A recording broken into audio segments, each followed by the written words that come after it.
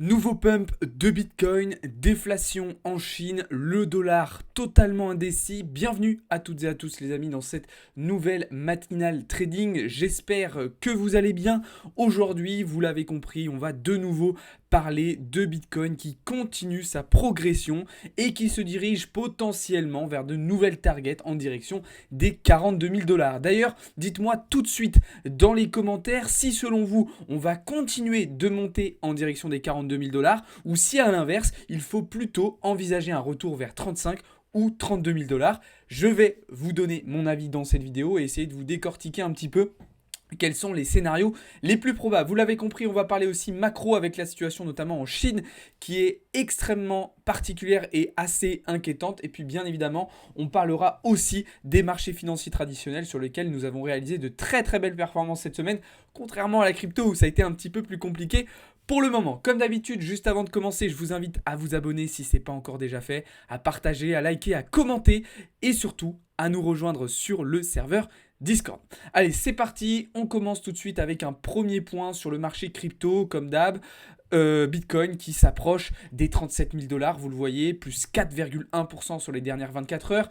Ether qui se rapproche de plus en plus du niveau symbolique des 2000 dollars avec plus 1,5% sur les dernières 24 heures. Et de nouveau, un marché altcoin qui profite de cette nouvelle montée, qui profite de cette nouvelle poussée pour réaliser de grosses performances avec en tête de proue le CAS, le Solana, le Link, le Matic et étonnamment le FTT dont on parlera ce matin qui s'est lui aussi bien réveillé. Alors que s'est-il passé sur Bitcoin? Eh bien à peu près ce qu'on avait identifié hier soir, hier après-midi. Rappelez-vous le tweet que je vous ai partagé hier. On s'est tout simplement positionné à l'achat sur ces niveaux-là, après cette petite prise de liquidité, pour aller chercher les 36 000 dollars. En réalité, ce trade-là, je ne l'ai pas laissé tourner jusqu'ici, je l'ai coupé avant au niveau justement des 36 000 dollars. C'était ma target, l'endroit où je comptais short le Bitcoin. Et c'est exactement ce que j'ai fait hier dans la soirée lorsqu'on est venu chercher les 36 150 dollars. Ça s'est très très très bien passé dans un premier temps. Boum, on est reparti vers le bas. Et à ce moment-là, on a eu un retournement très rapide. Retournement très rapide. Personnellement, j'ai été un petit peu trop greedy, j'ai un petit peu été trop gourmand. Du coup, j'ai pas sécurisé ma position. Bon, peut-être qu'il était un peu tard aussi, j'étais peut-être pas assez réveillé, je sais pas. J'ai pas pris de TP partiel, j'ai pas SLABE, alors que j'aurais pu, d'accord. Mais du coup, j'ai laissé tourner ma position. Petite perte, j'avais un SL très très serré sur cette position, donc pas de souci. Mais en tout cas, le prix est reparti vers le haut. Alors pourquoi? Pourquoi? Il peut y avoir plusieurs raisons. Déjà, effectivement, c'est ce que je vous avais dit hier matin, et hier après-midi, malgré les différentes hausses de Bitcoin successives, et notamment celle-ci, nous n'avions pas encore terminé de sortir toutes les positions short du marché. Il en restait encore. Les vendeurs, avaient réussi à absorber une partie de la hausse et à tenir leur position. Donc, il restait encore des liquidations à faire. En plus de ça, on a appris dans la nuit que la SEC avait accepté les négociations avec Grayscale pour leur ETF. On a appris potentiellement, ça je vous en reparlerai juste après, la relance de FTX par la SEC. Et puis voilà, il y a toutes ces rumeurs qui reviennent à nouveau autour des ETF. Et donc, on a de la volatilité, on a des volumes à nouveau, et on a un prix qui remonte. C'est vraiment très très lisible. Dès qu'on a un petit peu moins d'actualité, le prix se calme. Dès qu'on a de nouveau des petites news, et là c'est vraiment très léger, on n'a pas eu grand chose, hop, le prix remonte. Alors moi, il y a quand même, malgré ça, des petites choses qui m'interpellent. Déjà, la première, c'est lorsqu'on regarde du côté de l'open interest et des funding rates. Depuis plusieurs semaines maintenant, nous avons une ouverture massive de positions à l'achat. L'open interest ne cesse de monter, les fundings sont tout le temps en positif, ça veut dire qu'on a des positions longues qui s'ouvrent. Et ces positions longues, on ne les liquide pas, on ne les sort pas. Tous ces acheteurs qui rentrent en position depuis maintenant plusieurs semaines n'ont pas été sortis du marché. Vous voyez, depuis qu'on a commencé cette phase de latéralisation, depuis 23-24 octobre, toutes les positions longues qui sont accumulées, parce qu'il y en a, je vous le dis, il y en a, eh bien on ne les a pas sortis du marché. Ce qui fait qu'en fait, on se retrouve, et ça on le voit très très bien sur l'order book, où vous pouvez le voir sur les maps de liquidation, mais moi j'aime bien regarder l'order book, c'est qu'on se retrouve avec une zone énorme, mais quand je vous dis énorme, c'est énorme, de liquidité, eh bien là-dessous. en gros, entre les 34 et les 32 000 dollars, on a énormément d'argent à venir récupérer. Et déjà de 1, ça me surprend un petit peu qu'on en laisse autant. Et je suis pas sûr que ça soit très très bon. C'est-à-dire que si on lance vraiment le cycle haussier là maintenant, en laissant tout ça vers le bas, je trouve pas ça super sain. Je trouve pas ça super rassurant. Moi, j'aimerais vraiment, et c'est pas une question d'être perma-bear ou perma-bull ou de vouloir un prix plus bas pour investir ou je ne sais quoi, parce que je vois bien de commentaires comme ça. C'est juste pour moi bon pour le marché, sain pour le marché. J'ai envie de vous dire, si le prix continue de monter comme ça, moi ça m'arrange. Hein. Moi ça m'arrange, je vais gagner de l'argent. Donc tant mieux. Mais pour le marché, je pense que ça serait quand même mieux, ça serait quand même bien qu'on revienne chercher au moins les 32 000 dollars. Alors peut-être qu'on va le faire. Mais c'est vrai que d'un point de vue technique, pour le moment, bah, on est quand même plutôt parti pour les 42 000. Là, j'ai envie de vous dire, on a le champ libre. Bitcoin a le champ libre jusqu'aux 42 000 dollars. Ok. Donc, ça serait pas étonnant qu'à la fin du mois de novembre, on se retrouve à 42 000 et qu'en fait, au mois de décembre, au mois de janvier, on ait un dump assez violent. Au moment, selon moi, où on va avoir en fait l'officialisation de l'approbation des ETF spot Bitcoin, ça pourrait créer un sell the news. On aurait à ce moment-là un retournement. Et après, effectivement, on déclencherait le vrai run pour aller chercher des targets bien plus hautes au moment du halving, au moment du pivot de la Fed, etc. D'ailleurs, je fais une petite aparté macro, je ne comptais pas parler de ça forcément ce matin, mais au vu des différentes data macro qu'on a actuellement, le pivot de la Fed et globalement des banques centrales mondiales pourrait s'effectuer plus tôt que prévu. Ce qui pourrait, du coup, créer le cocktail explosif dont on a tous besoin pour un bull run, ETF, halving, pivot de la Fed, qui serait réunis dans un intervalle de temps relativement court et qui créerait vraiment le cocktail idéal pour lancer un bull run sur le marché crypto. Bref, j'ai un petit peu digressé, mais il y avait quand même des choses importantes que je voulais vous dire de ce côté-là. On voit, pour revenir à ce que je disais précédemment, quand même que sur les CVD spots, c'est reparti très très fort à l'achat, alors qu'il y a encore quelques jours, on était sur des deltas négatifs. Là, boum, c'est reparti avec un delta à plus de 8K, d'accord? Donc c'est quand même pas du tout anodin. Il y a de l'achat, il y a du buy, et vous voyez cet open interest qui continue de monter. Alors, en voyant ça, ça ne m'étonnerait pas qu'on ait au fur et à mesure, enfin, qu'on ait dans la journée une news. Franchement, voilà, j'ai un petit flair là. Par expérience, ça ne m'étonnerait pas qu'on ait de la news, de la big news cet après-midi. Donc restons attentifs. Attention, parce que big news ne veut pas forcément dire continuation. On peut avoir un sell the news et retomber. Mais voilà, je sens le petit truc arriver. Donc voilà. Ça, c'était pour BTC. Donc dites-moi encore une fois dans les commentaires si vous pensez qu'on va aller monter, directement à 42 000 ou est-ce que vous voyez d'abord un petit retour vers les 32 500. Ok, et puis advienne que pourra, j'ai envie de vous dire, on verra bien ce qui se passera. Du côté d'Ether, un petit peu dommage, on avait identifié cette position hier matin, malheureusement on n'a pas été fil, le prix est parti sans nous, d'accord, donc tant pis, hein, ça arrive. Maintenant, même constat hein, sur Ether, et là ça va être vraiment juste sur une zone localisée, on pourrait faire le même constat que sur BTC sur du 1 heure, mais sur du M15 aussi, on voit beaucoup de liquidités laissées. Là vous avez de la VG, une première sell side, une deuxième qui n'ont pas été comblées en fait. C'est-à-dire qu'on continue de monter, mais en laissant beaucoup de choses derrière nous. Donc vraiment, dans tous les cas, encore une fois, je le répète, mais même sur Ether, ça ne m'étonnerait pas qu'avant de déclencher le vrai run du marché crypto, qu'on n'ait pas un dernier dump, un dernier bottom. D'ailleurs, comme on a pu avoir lors des précédents cycles, hein, très régulièrement, c'est comme ça que ça se passe. On a une première phase, une première leg haussière qui se lance. On a un dump où on sort tout le monde. Et après, vraiment, on déclenche le run. Bref, en tout cas, pour le moment, Ether, je le surveille. Ce matin, j'ai pu observer quand même que Bitcoin avait été beaucoup plus fort qu'Ether. Regardez si on compare. Allez, vous savez quoi? On va se mettre sur du 5 minutes. Sur du 5 minutes, regardez, depuis, allez, on va prendre depuis le début de Londres, on va dire depuis 8h30, on a quand même quelque chose d'assez haussier sur Bitcoin. Et par contre, regardez, sur Ether, c'est totalement différent. Si on prend depuis 8h30, on a quelque chose de plutôt baissier. Donc assez étonnant. On a une petite reprise de dominance de BTC. On a, regardez, on va aller voir tout de suite. Hein. Hop, non, c'est pas ça que je voulais. Voilà. Tac, la dominance du Bitcoin qui est repartie à la hausse. Ok, donc là, c'est pour ça qu'on a un Ether qui re-sous-performe. Et d'ailleurs, si vous regardez du côté de la paire Ethereum BTC, bah, ça se confirme parfaitement. Hop, on a fait un top et là, on se retourne. Donc, on a de nouveau Bitcoin qui centralise un petit peu plus les capitaux par rapport à Ether et qui drive davantage le marché.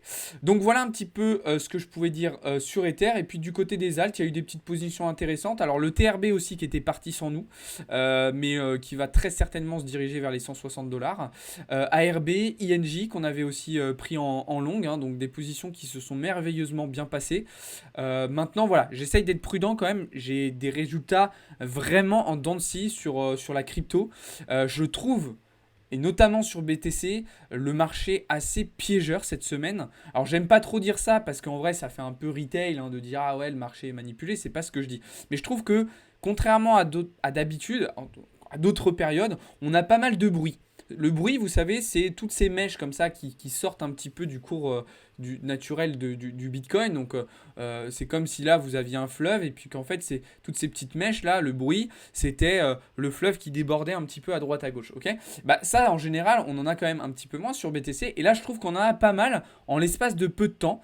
Donc il y a quand même pas mal de petits pièges. Et ça a rendu ma lecture un petit peu plus compliquée. Donc c'est vrai que sur les cryptos, j'ai pas forcément un début de mois de novembre extraordinaire. Par contre, sur les tradis, je m'en sors vraiment encore une fois très très bien. Et d'ailleurs, on va y venir juste après sur les tradis parce qu'il y a pas mal de petites choses à dire. Donc voilà, on reste prudent, attention au risk management. En fait, ce qui entame aussi beaucoup, je vais terminer sur ça. C'est ça que je voulais vous dire. Ce qui malheureusement entame mes performances, c'est qu'en fait, je me fais beaucoup BE. Donc en termes de win rate, alors vous savez, moi quand je fais BE, je monte toujours mon BE un petit peu au-dessus de mon prix d'entrée. D'accord, pour avoir quand même un petit peu de bénéfice. Et du coup, ce qui fait que j'ai un win rate bah, du coup, qui est pas trop mauvais, hein, qui est autour de 60%. Mais du coup, pour le moment, je suis en négatif parce qu'en fait, je me suis fait BE plein de fois. Parce que je sécurise mes positions. Mais du coup, malheureusement, j'ai eu une perte qui a été un petit peu plus grosse. Et du coup, ça a entamé un petit peu tout ça. Donc attention, je vous dis ça, à pas non plus trop rapidement mettre vos positions à BE. D'accord? Parce que sinon, ça peut un petit peu altérer votre risk management et vos performances. C'est important de bien comprendre ça. Ok? Voilà ce que je pouvais dire sur le marché crypto. Et puis, je vous ai parsemé que vous avez vu quelques petits conseils risk management, gestion de trade, analyse technique. On va désormais pouvoir se tourner du côté des marchés traditionnels et on va tout de suite parler des résultats en Chine. D'accord? Donc, vous l'avez vu dans le titre, la Chine qui est donc totalement en phase de déflation. D'accord? Donc, c'est-à-dire qu'il n'y a plus d'inflation en Chine.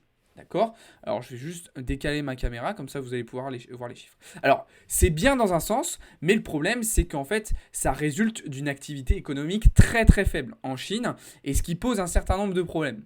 Ok, cette reprise modérée, d'ailleurs plus que modérée hein, du côté chinois, a un impact, hein, par exemple, sur notamment le secteur du luxe français. Je vous en ai déjà parlé plein de fois. Ok, donc déflation en Chine et du côté américain, on commence à réfléchir à ça. Alors pas à la déflation, mais on commence à réfléchir, et en Europe aussi, et surtout en Europe, au fait que, alors c'est bien, on a réussi à contrer l'inflation, mais à quel prix? Au détriment de quoi? Eh bien au détriment de l'activité économique en fait. C'est que oui, la hausse des taux d'intérêt directeurs a fonctionné, mais malheureusement, elle met en péril un certain nombre de secteurs. Alors, aux États-Unis, pour le moment, le soft landing fonctionne bien, ça va, on a un atterrissage en douceur. En Europe, c'est pas le cas, on a déjà 2 pieds en récession.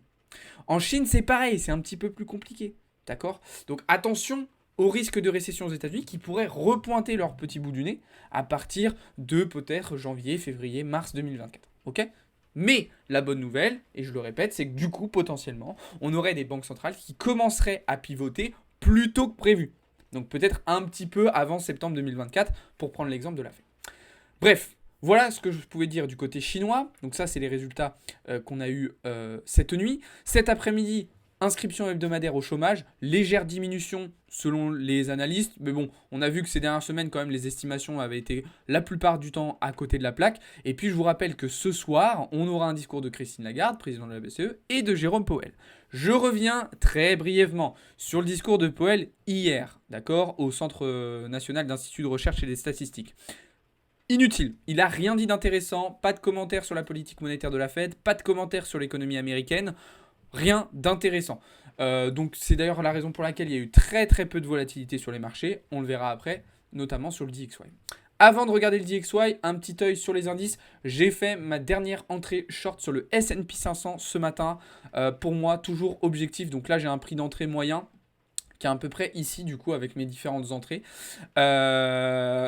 Objectif toujours le même, on a 4 gaps de continuation à venir combler. Je vous l'ai déjà répété, mais pour moi, des gaps de continuation comme ça ne va pas rester ouvert très longtemps. On a aussi, pourquoi pas, cette sell side à 4100 points à venir récupérer. Donc voilà, encore une fois, attention à ce qui va se passer sur le dollar. Attention à ce qui va se passer sur les taux à 10 ans, 2 ans, 30 ans. 2 ans, 10 ans, 30 ans. Attention à tout ça. Attention aussi à ce que va dire Powell ce soir. Si on a un Powell qui est un petit peu plus explicite, qui s'avère être un petit peu plus rassurant, comme il avait été lors du FOMC de la semaine dernière, potentiellement, on pourrait avoir du coup un petit peu de reprise haussière. Je m'excuse si jamais niveau son c'est pas terrible, il vient de se mettre à pleuvoir et vous voyez que dans mon bureau j'ai un Velux et du coup ça fait un petit peu de bruit quand il pleut. Donc si jamais il y a un petit peu de bruit de fond, bon ça peut être cool aussi un petit bruit de fond, il pleut, c'est sympa. Voilà, donc désolé, je m'excuse d'avance si jamais ça vous dérange. Donc voilà pour S&P 500, je suis toujours en observation sur le dos, d'accord, qui est vraiment bloqué sous ce plafond de verre là que je vais potentiellement short, j'attends encore des confirmations. Mais je pense que là aussi, je vais me positionner. Et puis, on a ce fameux dollar qui est totalement indécis. Totalement indécis. Alors, on a eu effectivement cassure vers le bas. Comme je vous l'ai dit, on est revenu tester la structure. Et puis, alors, on est rejeté. Ah bah non, finalement, on y va, on réintègre. Non, on réintègre pas, on fait une mauvaise clôture, on repart vers le bas. Donc là, on sent que c'est très hésitant du côté du dollar, c'est très indécis, on a du mal à se décider. Est-ce qu'on réintègre, est-ce qu'on est rejeté, qu'est-ce qu'on fait? Moi, d'un point de vue technique, je vous l'ai déjà expliqué, je suis plutôt partisan d'une réintégration. Je pense que techniquement, le dollar devrait repartir un petit peu plus haut. Mais attention, encore une fois, à ce que je viens de vous dire, pareil. Si on a un Jérôme Powell ce soir qui est très rassurant, eh bien, peut-être qu'on aura un rejet définitif sur ce niveau. Alors d'ailleurs, ce qu'on peut mettre en lien avec cette situation, c'est ce qui se passe du côté du VIX. Alors, ça faisait longtemps que je n'avais pas vu le VIX aussi flat comme ceci. Ça veut dire qu'on a très peu de peur, très peu de volatilité sur les marchés. Comme si les marchés étaient là en train de se dire, bah c'est bon, on sait ce qui va se passer. Il y a une certaine sérénité, il y a une certaine assurance, il y a une certaine foi, j'ai envie de dire, dans la politique monétaire actuelle et dans ce qui se passe actuellement. Pas de surprise, ok, bon bah on sait, voilà, 13 décembre, on aura sans doute une nouvelle stabilisation des taux, tout va bien, c'est bon. Et du coup, il n'y a plus aucun stress sur le marché. Je rappelle, le VIX, c'est un indicateur de stress, parce que j'ai eu pas mal de demandes. Donc voilà, il n'y a plus aucun stress sur le marché. Tout do bien. Bon, moi, ça m'interpelle un peu. Je pense que, voilà, comme une réplique célèbre le dit, c'est trop calme, j'aime pas trop beaucoup ça. Voilà, c'est trop calme en fait. C'est pas normal, c'est trop calme. Et je pense qu'on pourrait avoir des petites surprises. Donc restons attentifs quand même à cela, les amis. On va terminer avec un petit point sur les commodities. Super bon rattrapage sur le pétrole après la perte à l'achat. Rattrapage immédiat. On est rentré en short, tous les TP touchés. Rien à dire. Et puis pareil sur le gold. Gold, petite position en short qui a été prise, TP partiel et c'est la BE. Lecture parfaite. Je pense sincèrement, c'est ce que je vous disais ce matin pendant la matinale avec les premiums à 8h30, à 9h. Je pense que j'ai pas perdu beaucoup de trades sur l'or cette année. Franchement, sur l'ensemble de l'année 2023, je dois pas être loin du 100% de trade gagnant sur le gold. Lecture parfaite. Donc là, vous voyez, on a été long sur octobre. On commence novembre short, mais attention, je reste quand même acheteur à moyen terme. D'accord? Là, je fais un petit trade de continuation baissière. Ok, mais je reste acheteur à moyen terme. En tout cas, lecture vraiment clinique sur le gold. Pareil sur les indices, globalement, on a eu des bonnes lectures. En fait, assez étonnamment, alors même si j'ai eu une très très bonne lecture de BTC jusqu'à cet été, c'est vraiment sur la crypto que la lecture est d'autant plus difficile depuis quelques mois. Sur les tradis, on est toujours quand même plutôt pas mal du tout. Donc voilà. Petit aparté que je voulais vous faire sur ce point de vue là. Les amis, je pense qu'on arrive au terme de cette vidéo. Juste avant de vous laisser, je vous rappelle que cet après-midi, on se retrouve pour 2 lives très intéressants. Un live avec Philippe, d'accord? Donc Philippe, pour ceux qui ne l'ont pas encore vu, pour ceux qui nous suivent depuis peu, c'est tout simplement un professionnel de la finance qui travaille en salle de marché depuis plusieurs dizaines d'années. Il est déjà venu sur la chaîne nous parler de son métier, nous parler de son expérience, nous parler des marchés. Et donc là, il revient ce soir et pour une petite série de live et de vidéos qu'on va faire ensemble sur différents actifs, sur les différentes classes d'actifs, actions, obligations, assurances, crypto aussi bien évidemment. Et on va parler de tout ça, vous expliquer un petit peu qu'est-ce que c'est tous ces actifs-là, comment on peut investir dessus, à quoi ça peut servir, qu'est-ce que ça peut nous rapporter, etc., etc. Donc un petit peu de finance traditionnelle avec Philippe. Ça fait pas de mal aussi, c'est important de connaître ça. Et puis vous savez qu'en plus, par exemple, voilà, tout ce qui est obligations, actions, on va aussi les regarder pour comprendre ce qui se passe sur la crypto. Et puis ce soir, on se retrouvera vers 19h45, 20h pour un petit live trading et puis poursuivre le discours de Powell en direct sur Twitch et sur TikTok aussi. Voilà les amis, sur ce, je vous souhaite une très très bonne journée. Je vous invite une nouvelle fois à vous abonner si ce n'est pas déjà fait, à partager, à liker, à commenter. Commentez surtout si vous avez des questions, bien évidemment. Et puis comme d'habitude, ça y est, je perds ma voix à la fin de la vidéo. Je vous attends dans le Discord, comme d'habitude. Ah ouais, là, la voix, elle est vraiment terminée. Allez, ciao tout le monde, je vous attends sur Discord. C'était Alex pour Blockchain Capital.